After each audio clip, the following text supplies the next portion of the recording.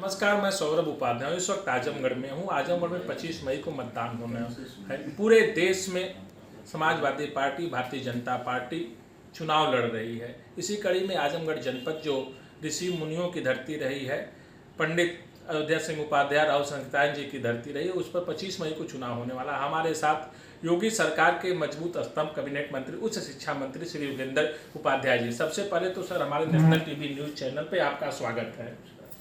आप आजमगढ़ में आए हुए हैं, मैं देख रहा हूँ काफ़ी 2 दिन से आप लगातार हैं, हर समाज में, हर वर्ग में लगातार जा रहे हैं और भारतीय जनता पार्टी के साथ साथ दिनेश लाल यादव निरहुआ के पक्ष में मतदान करने की अपील कर रहे हैं। तो क्या एजेंडा मुद्दा लेके आप आजमगढ़ में आए हैं?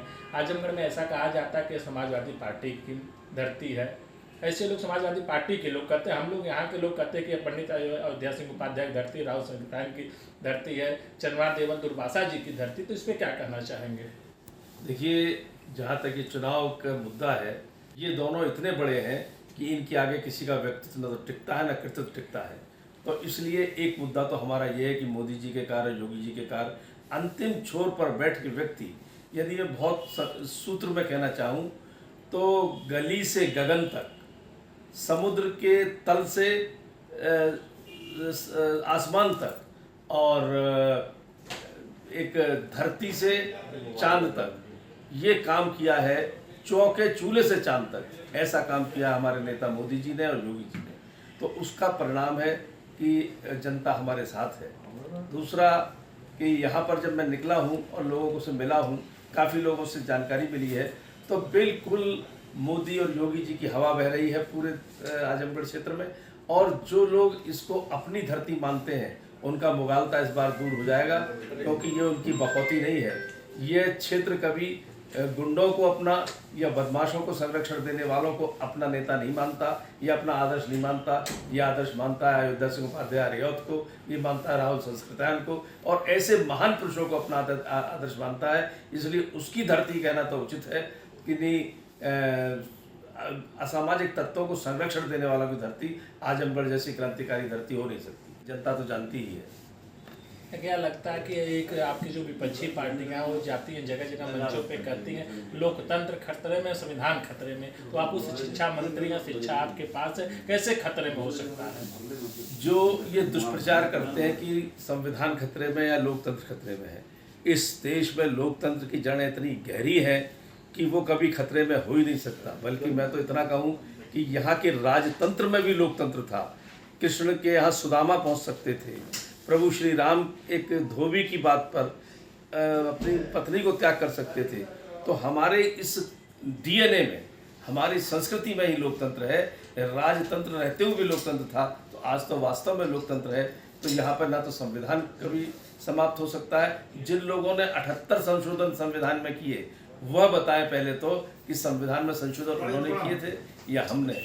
हम लोग संविधान का सम्मान करते हैं, और जो संविधान में बाबा साहब अम्बेडकर दे चुके हैं, चाहे आरक्षण हो या अन्य उसके अधिकार हो आम आदमी के, वह नहीं बदलेंगे, न संविधान बदलेगा। से आजमगढ़, आगरा में आप चुनाव को पूरे लोग करें कि आपकी पार्टी पूर्ण बहुमत से आगरा में जीत रही, लेकिन आजमगढ़ में यह धर्मेंद्र यादव जी चुनाव लड़े। उसके पहले उनके भाई अखिलेश यादव जी थे, उसके पहले अखिलेश यादव जी के पिताजी मुलायम सिंह यादव जी थे, और इस समय सामने दिनेश लाल यादव निरहुआ। क्या टक्कर दे पा रहा है भारतीय जनता पार्टी प्रत्याशी? देखिए, यहाँ के यादव समाज को बिल्कुल ये महसूस हो गया है कि पहले मुलायम सिंह जी लड़े, फिर अखिलेश जी लड़े, फिर धर्मेंद्र यादव जी लड़े।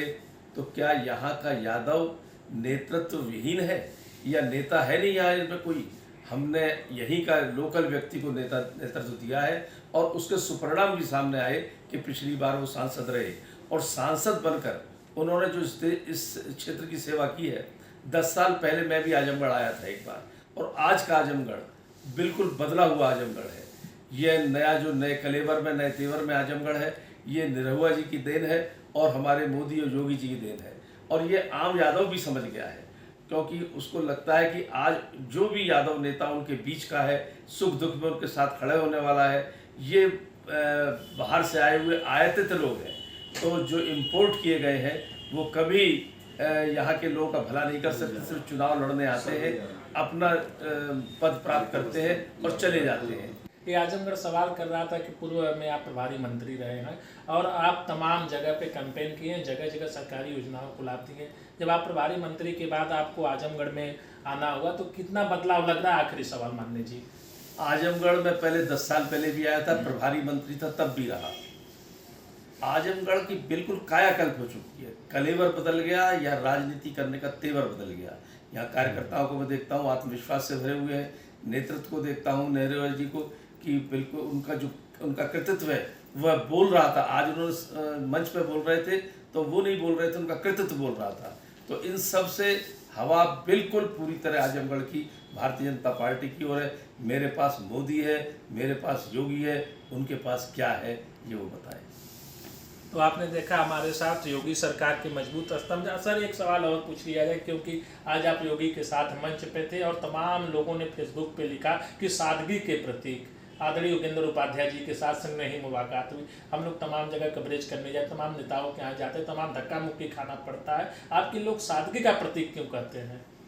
नहीं, सहज होना चाहिए आदमी को। अगर राजनीति में है, लोकतंत्र का मतलब लोग से टच में रहता है। जो राजनीतिक व्यक्ति अब ये सैफई परिवार के लोगों से टच में रहता है क्या? वो एक आयरन कर्टन में घिरा रहता है। हमारे नेतृत्व जो भी हमें सिखाया है, संघ के उससे आए हैं हम, स्कूल ऑफ थॉट से, कि आम जनता के बीच में अपनी संस्कृति की रक्षा करनी है, अपने सिद्धांतों की रक्षा करनी है।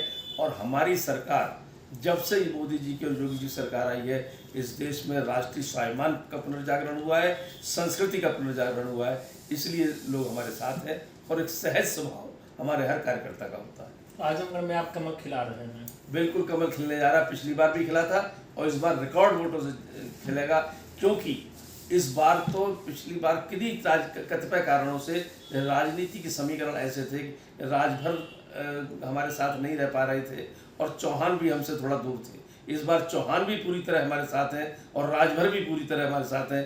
तो पिछली बार यदि हम 8,000 से जीते थे तो इस बार 80,000 से जीतने जा रहे हैं।